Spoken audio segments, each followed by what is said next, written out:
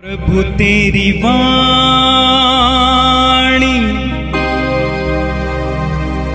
जीवन की रोटी, नयनों की ज्योति, अंधेरा मिटाती।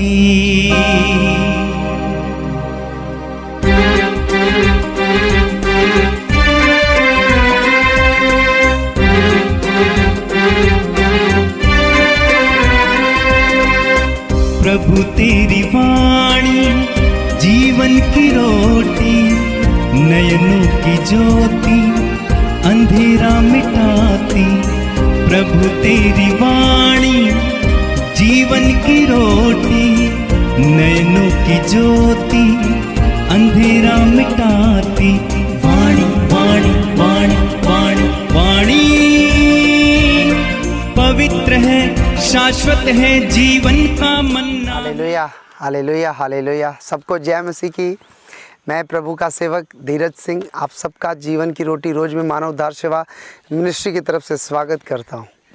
सो परमेश्वर के महान अनुग्रह और महान दया से एक बार फिर उसने हमें जीवन की रोटी रोज में एक बार भेजा और आप लोगों को मैं उसका जीवित कलाम देने के लिए उपस्थित हूँ आपकी सेवा के लिए। सो आइए हम परमेश्वर की संगति में उसकी महिमा के लिए प्रार्थना करते हैं। हालेलुया। सर्वशक्तिमान परमेश्वर, अपने हाथों को उठा के मेरे पिता मैं तुझसे दुआ मांगता हूँ। राजाओं के राजा, सूरज चांद और धरती आकाश को बनाने वाले पिता, अधर्मियों को क्षमा करने वाले, पापियों को माफ़ करने वाले और परमेश्वर अपने डरवैयों से प्रेम करने वाले पिता यीशु, हम तेरा धन्यवाद देते हैं मेरे प्रभु, जो तूने हमें एक नया जीवन, एक नया सवेरा, एक नई उपस्थिति में प्रभु जी लाया।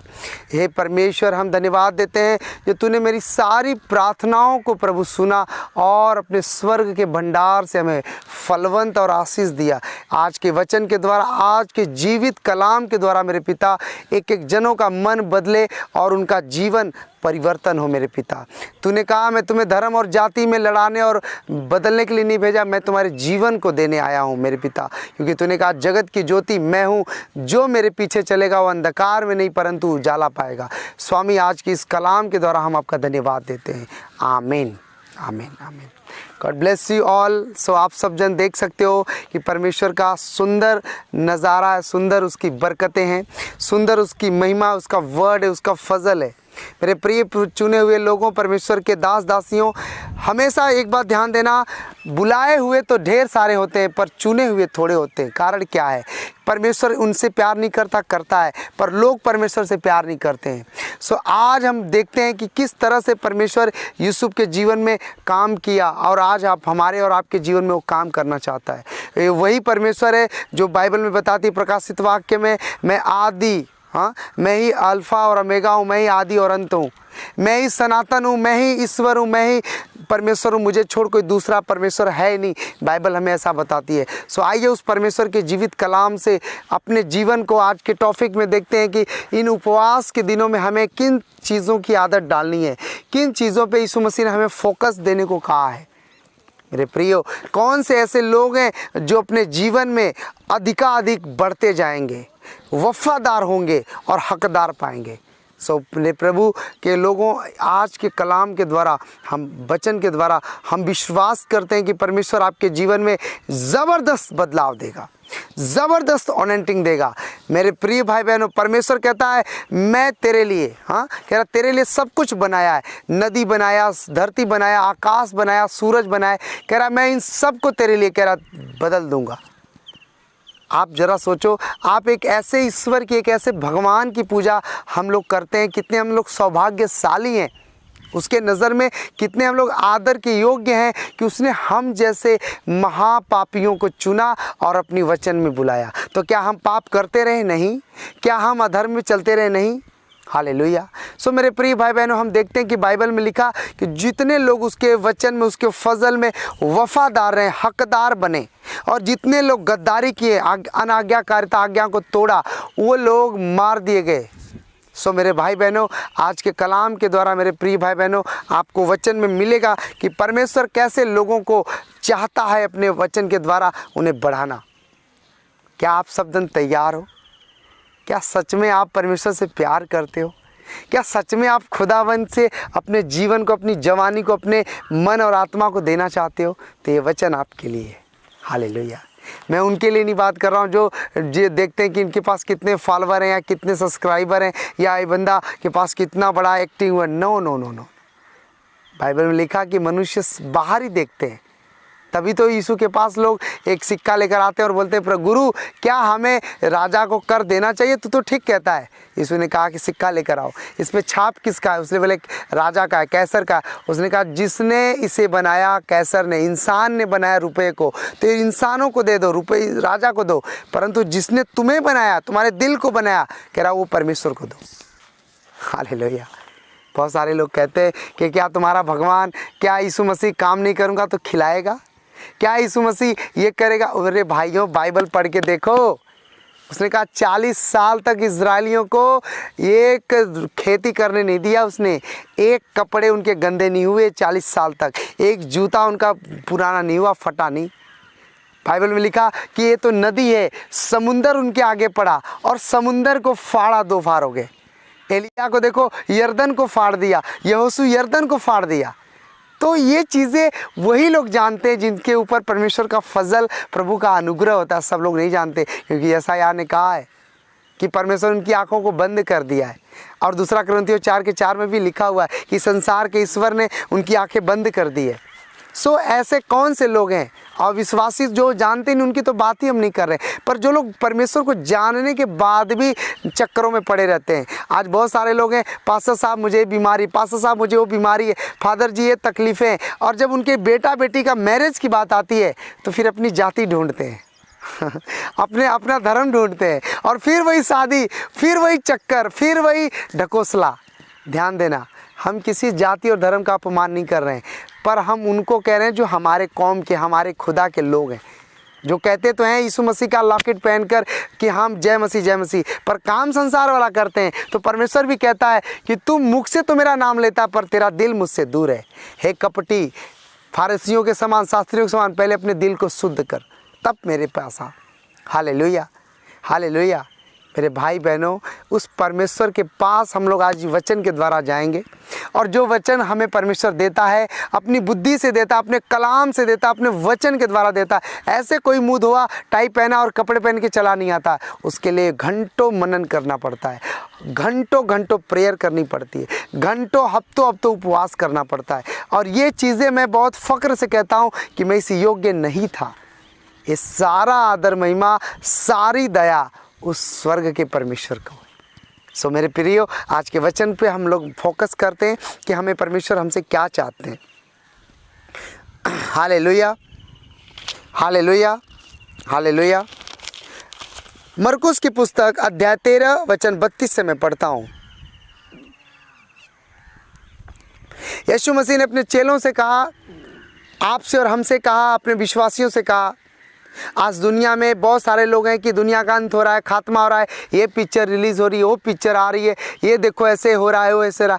यीशु मसीह कह रहा नहीं नहीं नहीं, कह रहा नहीं, उस दिन उस घड़ी के, यहाँ पे लिखा है उस दिन या उस घड़ी के विषय में कोई नहीं जानता।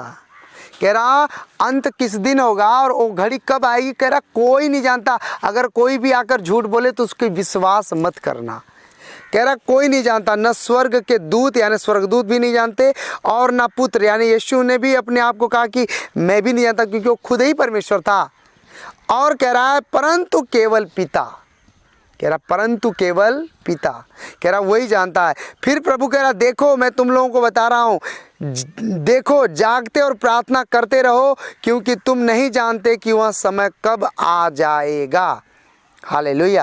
प्रभु कह रहा है स्वर्ग का वो जो अंत का दिन होगा उस मनुष्य के समान होगा। एक दृष्टांत प्रभु ने कहा, कह रहा यह उस मनुष्य की दशा है जो परदेश जाते समय अपना घर छोड़ जाए और अपने दासों को अधिकार दे कि भाई साहब मेरे घर को देख, और हर एक को उसका काम बता दे और द्वारपाल को जागते रहने का आज्ञा दे।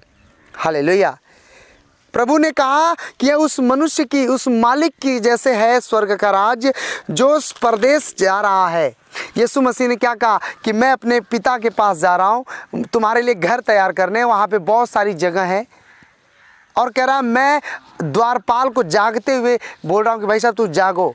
और ये द्वारपाल कौन है? पास्टर हैं, एवेंजलिस्ट हैं, प्रचारक, प्रॉफिट हैं, अपोस्टल हैं। कह रहा मैं उनको बोल रहा हूं कि तुम जागो। और कह रहा हर एक दासों को उनका कार्य बता दे। हालेलुया। कह रहा हर एक को उनका काम बता दे। अगर आपको काम कैसे पता चलेगा कि मैं चर्च में आया हूं, मेरे लिए क्या बुलाहट है? आपको कैसे पता चलेगा? जब आप एक जीवित चर्च में जाओगे, एक जीवित वचन को सुनोगे। सबको पास्टर नहीं बनाया है, सबको उसने भविष्यवक्ता नहीं चुना, सबको अपोस्टल नहीं बनाया, पर सबको उसने सेवा में बुलाई। किसी को दर्री में, किसी को टेंट में, किसी को प्रचार में, किसी को बोने में, किसी को सेवा करने में, किसी को बहुत ऐसी चीज़ें हैं। पाप को छोड़ सारी चीज़ों को बुलाया उसने। तो कह रहा है कि मैंने सबको अलग अलग काम दिया। जो लोग बाइबल पढ़ेंगे उसमें मालूम है। हालेलुया। तो कह रहा है उस सर हर एक को, कह रहा हर एक को उनका काम बता दिया और हर एक को दासों को अधिकार दिया और हर एक को उसका काम बता दिया। द्वारपाल को कहा जागते रहने के लिए। और वचन 35 में लिखा, इसलिए जागते रहो क्योंकि तुम नहीं जानते कि घर का स्वामी कब आ जाएगा। कह रहा सांझ को या आधी रात को या मुर्ग के बांग देने के समय या भोर को। कह रहा ऐसा ना हो कि वह अचानक आकर तुम्हें सोते हुए पाए। और जो मैं तुमसे कहता हूँ वही सबसे कहता हूँ, जागते रहो। आप अगर बाइबल में देखो तो सबसे ज़्यादा लिखा है कि 365-66 बार कि मत डर, मैं तेरे साथ हूँ, मत डर मत डर। उसके बाद सबसे ज़्यादा और लिखा है कि जागते रहो, चौकस रहो, देखो। ये तीनों भाषाएं एक हैं। देखो यानी अपने ऊपर देखो, दुनिया में क्या हो रहा, माहौल को देखो। कह रहा जागते रहो, प्रार्थना करते रहो। और बाइबल में लिखा है कि ऐसा ना हो कि तुम्हारा मन खुमार और मतवालापन में डूब जाए और तुम नाश हो जाओ। जागने का मतलब क्या हुआ कि केवल 24 घंटा जागो? नहीं। कह रहा तुम प्रार्थना में लौलीन रहो, संसार और चुगलीखोरों से दूर रहो, इसके लिए जागृत हो जाओ। धर्म और जातियों के चक्कर से बच जाओ, परमेश्वर के करीब जाओ। एवरीडे तुम्हारे प्रार्थना का एक विषय, एक समय बनाया हुआ हो कि मुझे इस समय प्रार्थना करना है, मुझे इस समय परमेश्वर की हजूरी में जाना है। कह रहा जागते रहो, चौकस रहो। आपको मालूम है जो टोना देने वाले, जादू झाड़ा फूकी करने वाले बाबे लोग होते हैं, और वो रात में ही क्यों अक्सर जाते हैं टोना जादू करने?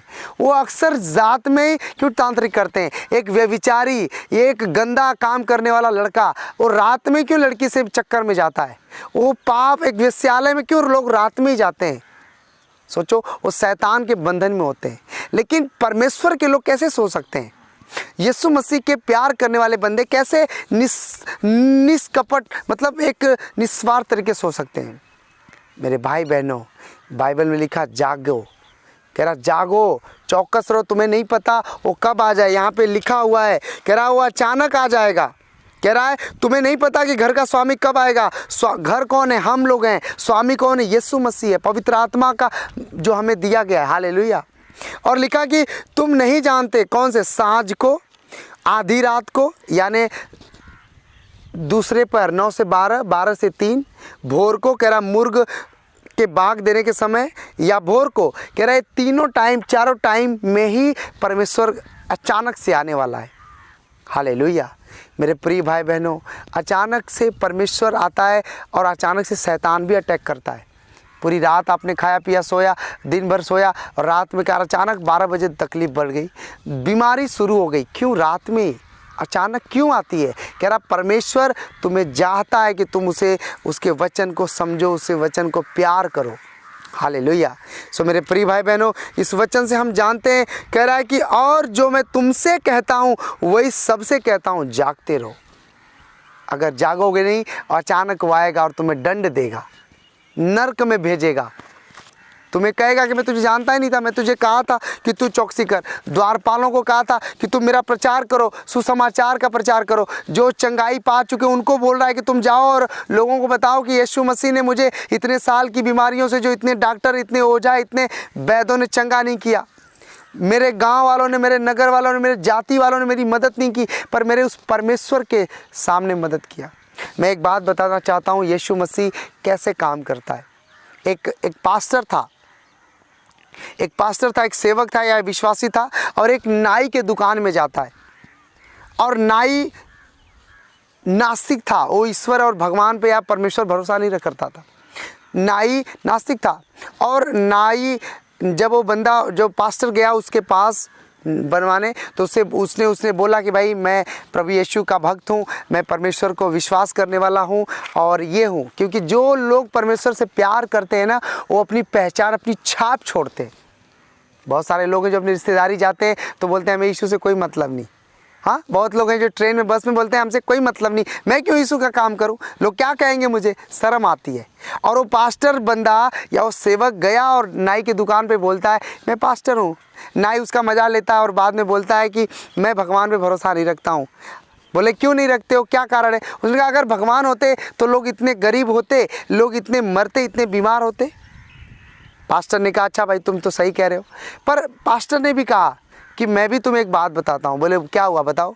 उसने कहा तुम भी नाई नहीं हो। बोले क्यों नाई नहीं हूँ? मैं तो नाऊ हूँ, मैं बाल काटता हूँ, मेरा बिजनेस है। उसने कहा अगर तुम नाऊ होते तो तुम्हारे दुकान के पीछे एक पूरा दाढ़ी बाल भरा हुआ व्यक्ति, हाँ, एक रोड पर बैठा है, हो सकता है दिमाग का थोड़ा कमज़ोर है, हो सकता है भिखारी है, कह रहा वो अगर तुम नाई होते तो उसका बाल दाढ़ी तुम काट दिए होते ना, तुम नाई हो ही नहीं। उसने बोला मैं उसका दाढ़ी बाल 20 मिनट में काट देता अगर वो रोड से कभी मेरे दुकान में अंदर आया ही नहीं।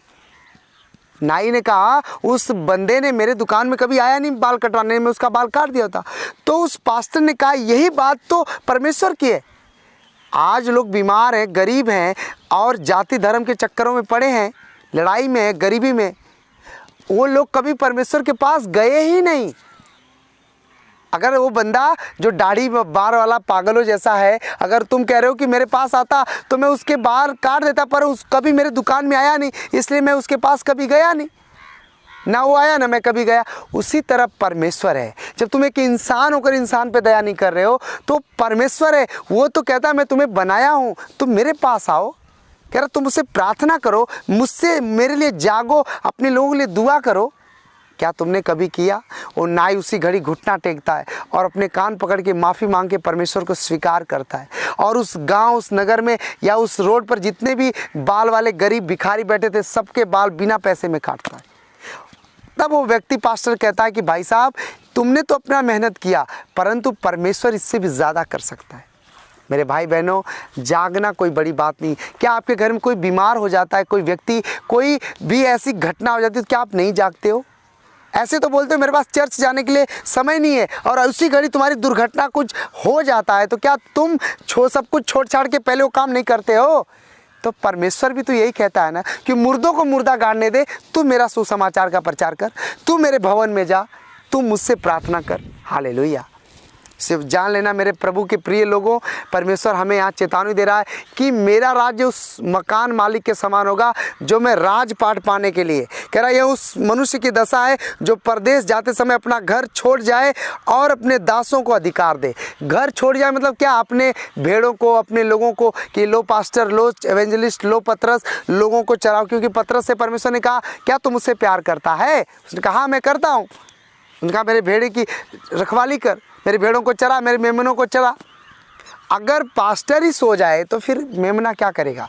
इसलिए मेरे प्रिय भाई बहनों, परमेश्वर के प्रिय लोगों, इस वचन पे ध्यान दो। उसने कहा तुम नहीं जानते मैं कौन सी घड़ी आ जाऊंगा। इसलिए मेरे भाई बहनों, परमेश्वर के करीब आओ, उससे बात करो। बाइबल में लिखा है, राजा दाऊद कहता है मैं रात दिन दुख उठाता था, प्रार्थना करता था साउल के लिए, पर साउल निकम्मा ठहरा, अपने पापों का पश्चाताप नहीं किया, मार दिया गया। पर प्रार्थना दाऊद की कभी व्यर्थ नहीं गई, और प्रार्थना उसके गोद में आ गई। अगर तुम 35:13 पढ़ो, भजन संहिता लिखा है। हालेलुया। सो मेरे प्रिय भाई बहनों, परमेश्वर के चुने हुए लोगों, हर बंदा फौज में दौड़ने जाता है। 10,000 लोग दौड़ने जाते, 10,000 पास नहीं होते, 1,000 ही लेता है, और 1,000 में वही बंदा फौजी बनता है जो नियम कानून से फिट होता है। उसी तरह अगर आप परमेश्वर के चुने हुए लोग हो, अगर आप परमेश्वर से प्यार करते हो, तो आप भी आज से जागोगे। आज आप घुटनों पे आओगे, वादा करोगे प्रभु मैं उस उपवास काल में जागूंगा बीज बोने के लिए, जागूंगा तेरी से प्रार्थना करने के लिए, जागूंगा अपने पड़ोसी के लिए प्रार्थना करने के लिए, जागूंगा अपने गाँव के जितने भी शराबी हैं, नशेड़ी हैं, दारूड़ियाँ हैं उनके लिए। आप जानते हो मैं अपने गांव में, अपने गांव के लोगों के लिए प्रार्थना करता हूं। और मेरी एक शपथ थी प्रभु से, एक मन्नत था कि प्रभु मैं तब विश्वास करूंगा कि तू मेरे साथ मेरी प्रार्थना सुनता है जब मेरे गांव में इतने शराबी और जितने भी ये जुआड़ी अड्डे हैं, छोटे छोटे बच्चे जुआ खेलते थे, तकरीबन 10-10 लोगों का 10 जगह ग्रुप बैठता था इसी नदी किनारे इसी।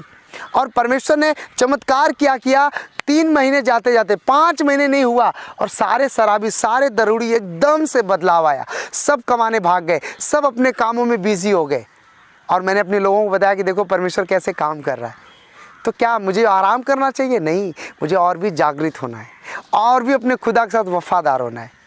सो आज इस प्रार्थना के द्वारा, आप इस वचन के द्वारा जागोगे। मेरा विश्वास है मेरा परमेश्वर आप सबको ज़बरदस्त अनॉइंटिंग के साथ मसा करेगा। सो मेरे पिता, इस प्रार्थना, इस वचन के द्वारा इनके जीवन में हर एक श्राप फायर हो जाए यीशु के नाम से, जल जाए यीशु के नाम से। सो आइए प्रार्थना करते हैं। आमीन। सर्वशक्तिमान परमेश्वर, तू भला परमेश्वर है, तू दया करने वाला परमेश्वर है, तू करुणा निधान परमेश्वर, तू अपने वाचा को भूलता नहीं मेरे पिता यीशु, तू अपने मन्नतों को याद करता है मेरे प्रभु। तेरे वचन में लिखा है, हे मुझसे प्रेम करने वाले लोगों, मुझसे मन्नत मानो और पूरा करो। मैं तुम्हारा परमेश्वर तुम्हें जीवन देता हूँ मेरे पिता यीशु। आज जितने भी लोग तुझसे मन्नत मानते हैं जागने के लिए, प्रार्थना करने के लिए, उनके जीवन में बदलाव आए। पिता, पुत्र और पवित्र आत्मा के नाम से मेरे प्रभु मैं उनके लिए प्रार्थना करता हूं। जो लोग इस वीडियो को देखें, शेयर करें, दूसरों को भी सब्सक्राइब करवाएं, क्योंकि प्रभु तू जानता है हमें इसे बिजनेस नहीं बनाना, तेरा काम बढ़ाना है। सारा आदर, सारी महिमा केवल और केवल तुझे, जीवित एकमात्र प्रभु यीशु को देता हूँ। आमीन, आमीन।